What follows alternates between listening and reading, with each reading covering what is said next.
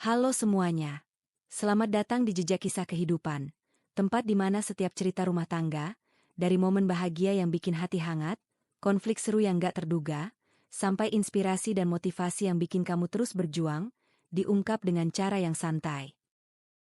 Di sini, kita bakal berbagi kisah-kisah nyata dari yang bahagia sampai yang menguras emosi. Gak hanya bikin kamu senyum, tapi juga terinspirasi. Jadi, langsung aja stay tune dan tekan tombol like, subscribe, dan aktifkan loncengnya supaya kamu nggak ketinggalan cerita terbaru yang siap nemenin hari-harimu dengan cerita-cerita penuh warna dan semangat.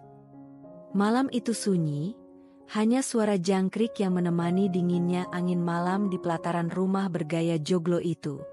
Di ruang tengah yang remang oleh cahaya lampu minyak, seorang wanita parubaya dengan mata sembab menggenggam selembar kertas. Tangannya gemetar hebat.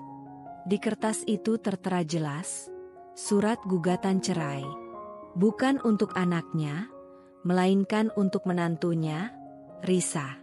Senyum sinis tersungging di bibirnya yang bergetar. Lihat saja, Risa, kamu akan menyesal telah menikahi anakku, desisnya penuh dendam, tanpa menyadari bahwa takdir sedang menyiapkan kejutan yang jauh lebih besar untuknya. Di kejauhan, di sebuah apartemen mewah di jantung Jakarta, Risa menatap langit malam dengan tatapan sendu namun menyimpan bara tekad yang membara. Kalian akan tahu siapa Risa sebenarnya, bisiknya lirih, seolah berjanji pada dirinya sendiri. Risa adalah seorang wanita muda yang sederhana dan penuh kasih sayang. Ia menikah dengan Arya, seorang pria tampan dan mapan, 2 tahun lalu. Pernikahan mereka, awalnya bagai cerita dongeng, perlahan mulai diwarnai awan kelabu.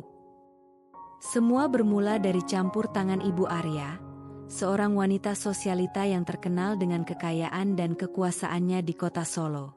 Ibu Arya yang bernama lengkap Retno Wulandari, sejak awal tidak pernah menyukai Risa.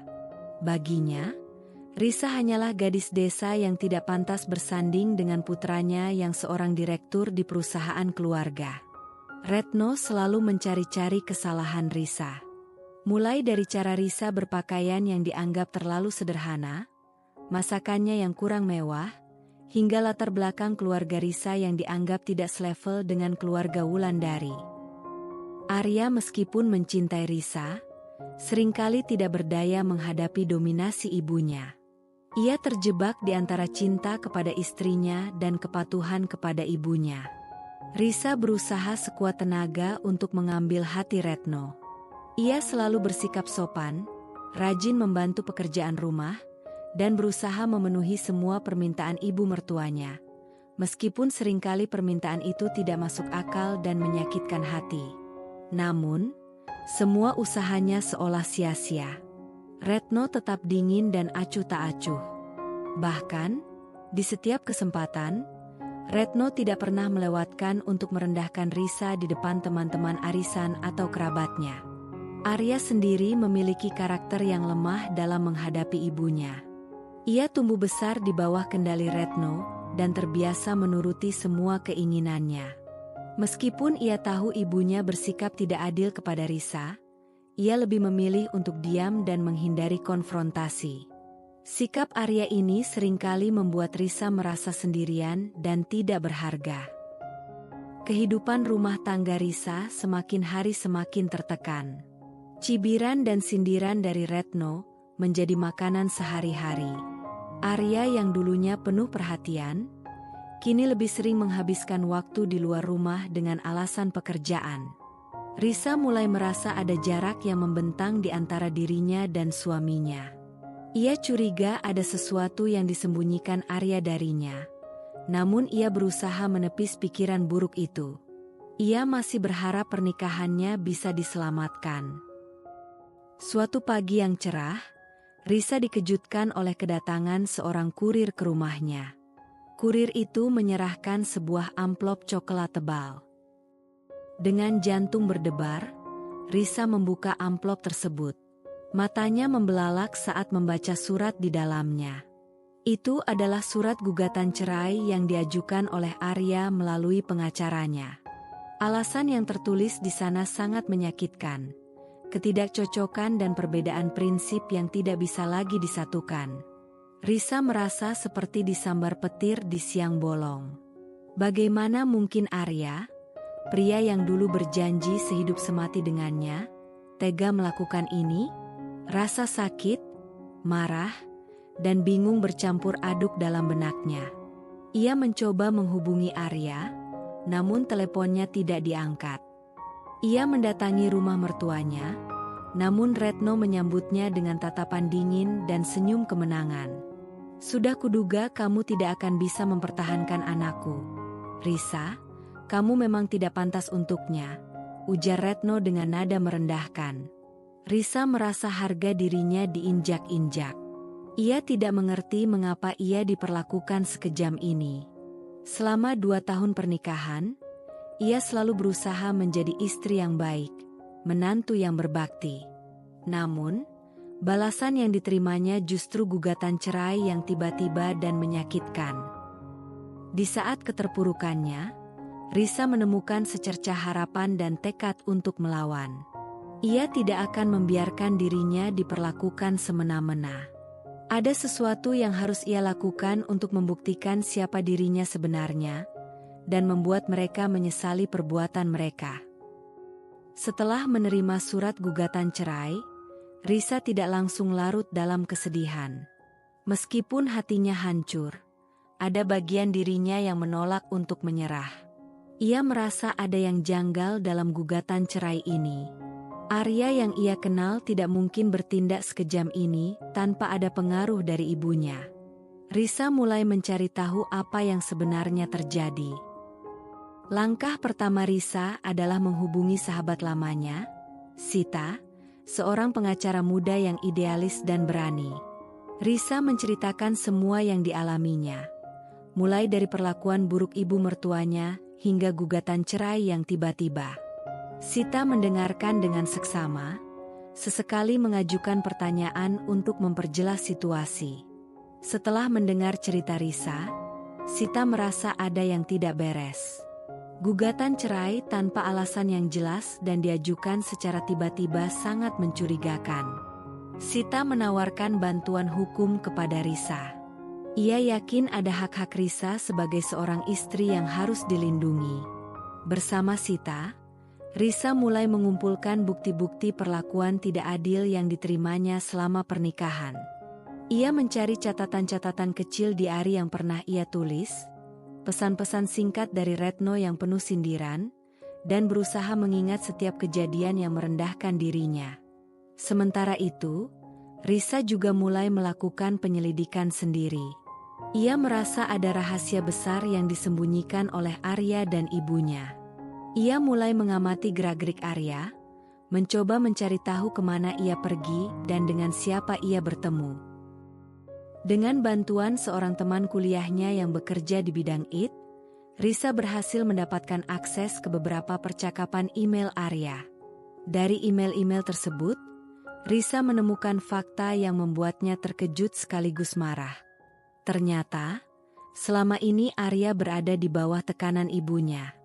Retno tidak hanya menghasut Arya untuk menceraikan Risa, tetapi juga mengancam akan mencabut semua fasilitas dan jabatannya di perusahaan keluarga jika Arya tidak menuruti kemauannya.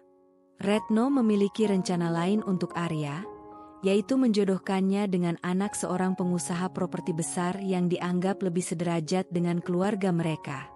Tidak hanya itu, Risa juga menemukan bukti bahwa Retno telah memanipulasi keuangan keluarga dan menyembunyikan sebagian besar aset atas nama pribadinya. Retno melakukan ini untuk memastikan bahwa jika terjadi perceraian, Risa tidak akan mendapatkan haknya sebagai seorang istri. Risa merasa dikhianati dan dipermainkan. Cinta dan kepercayaannya selama ini telah disalahgunakan. Dengan bukti-bukti yang berhasil dikumpulkannya, Risa semakin yakin bahwa ia harus melawan. Ia tidak akan membiarkan dirinya menjadi korban ketidakadilan. Bersama Sita, Risa menyusun strategi untuk menghadapi persidangan cerai. Mereka tidak hanya akan mempertahankan hak-hak Risa, tetapi juga akan membongkar semua kebohongan dan kejahatan yang telah dilakukan oleh Retno dan Arya.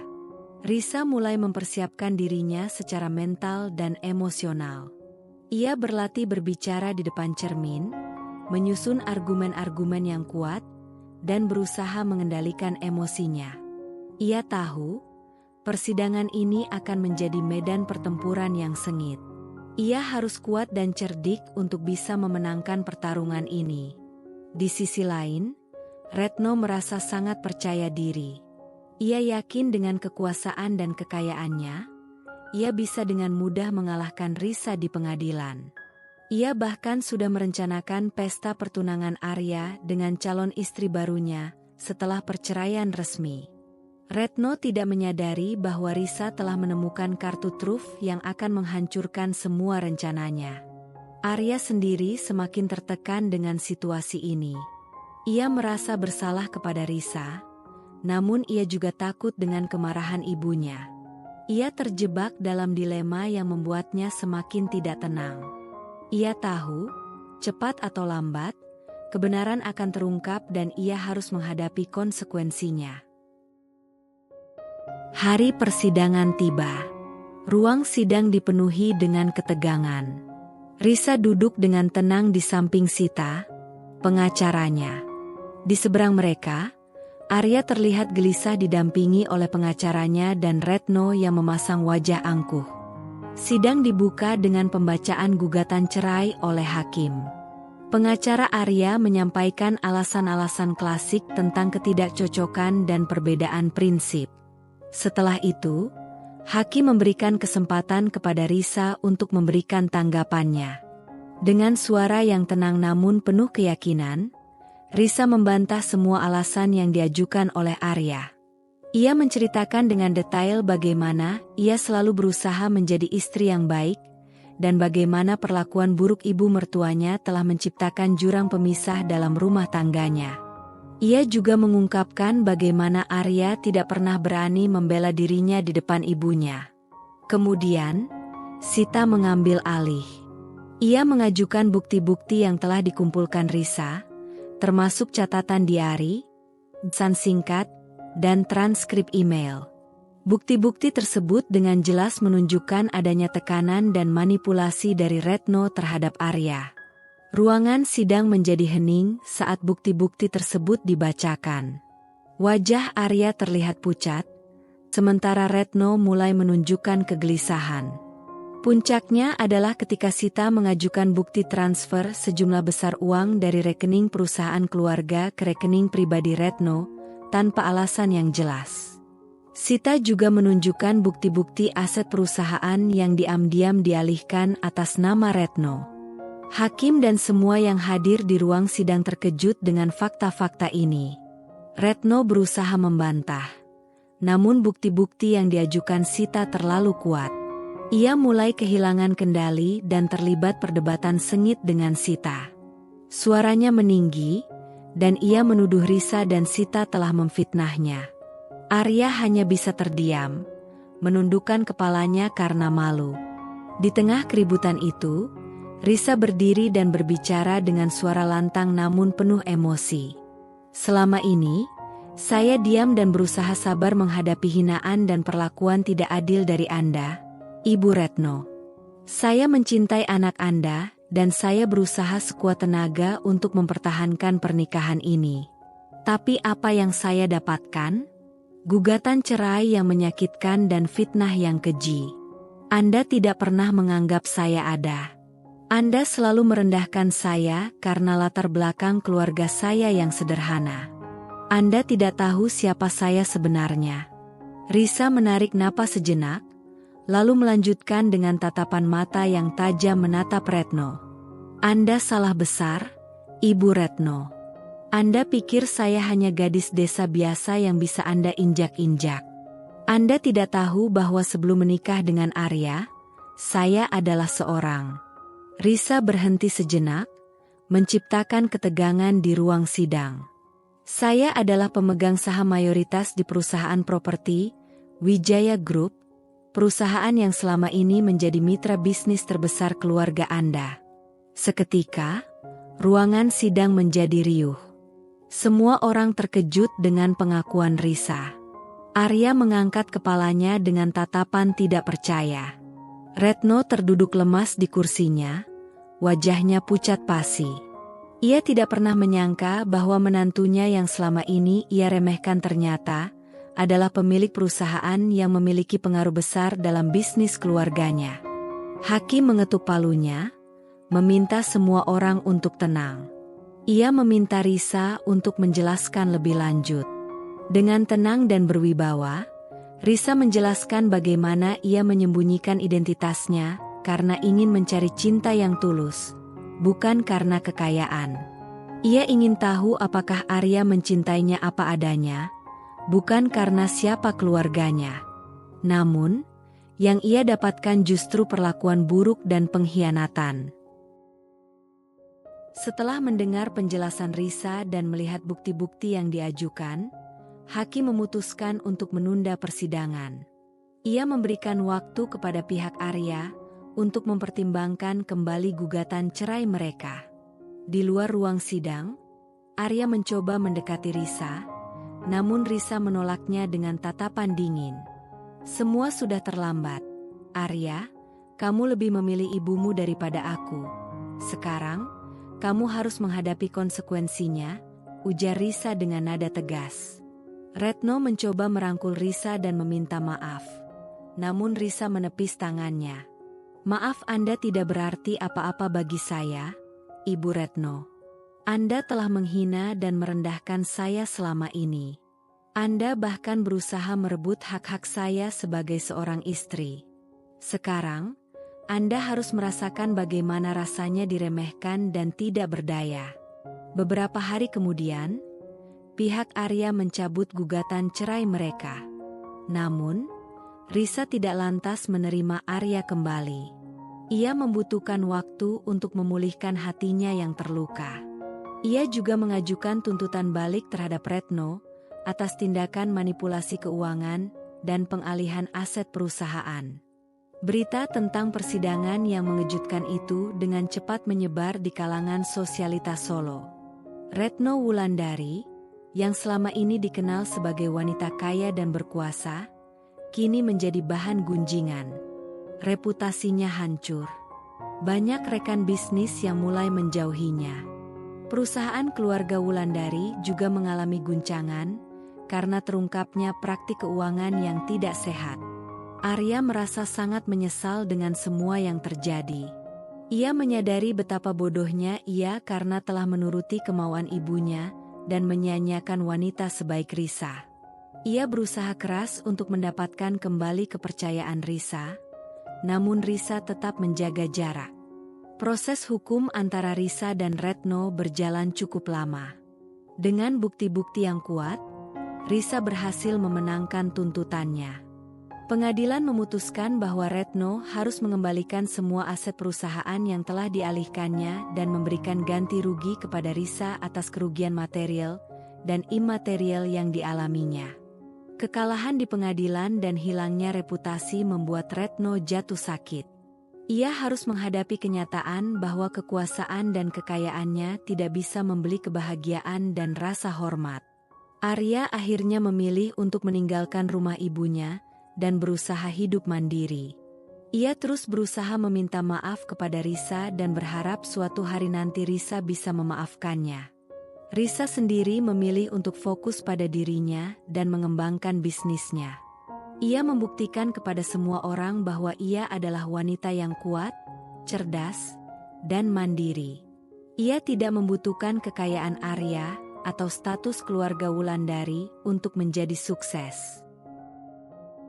Beberapa bulan kemudian, Risa terlihat menghadiri sebuah acara amal yang diadakan oleh perusahaannya.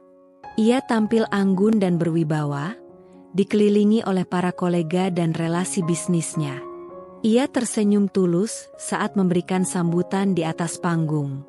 Di antara para tamu undangan, terlihat Arya yang menatap Risa dari kejauhan dengan tatapan penuh penyesalan dan kekaguman. Setelah acara selesai, Arya memberanikan diri menghampiri Risa. "Risa," panggilnya lirih. Risa menoleh, menatap Arya dengan tatapan yang lembut namun tegas. "Arya," jawabnya singkat. Aku ingin meminta maaf sekali lagi atas semua yang telah terjadi. Aku tahu kata maafku mungkin tidak akan cukup. Tapi aku sungguh menyesal telah menyakitimu. Aku juga bangga melihatmu sekarang. Kamu benar-benar wanita yang luar biasa." Risa tersenyum tipis. "Terima kasih Arya, aku menghargai kejujuranmu. Tapi, luka yang kamu dan ibumu torehkan terlalu dalam. Aku membutuhkan waktu yang sangat lama untuk bisa memaafkan kalian sepenuhnya. Mungkin, suatu hari nanti." Arya mengangguk mengerti. Ia tahu ia tidak berhak meminta lebih. Ia hanya bisa berharap suatu saat nanti pintu hati Risa akan terbuka kembali untuknya. Risa berbalik dan berjalan menjauhi Arya, menuju mobilnya yang telah menunggunya. Ia menatap langit malam Jakarta yang bertaburan bintang. Ia telah melewati badai yang hebat dan berhasil keluar sebagai pemenang. Ia telah membuktikan kepada semua orang, terutama kepada mantan ibu mertuanya, siapa Risa sebenarnya. Kebahagiaan dan kesuksesan sejati tidak diukur dari kekayaan atau status sosial, tetapi dari harga diri dan kemampuan untuk bangkit setelah terpuruk. Dan Risa telah melakukannya dengan elegan dan bermartabat. Air mata Retno di kursi pesakitan pengadilan menjadi bukti nyata bahwa meremehkan seseorang bisa berakibat sangat fatal.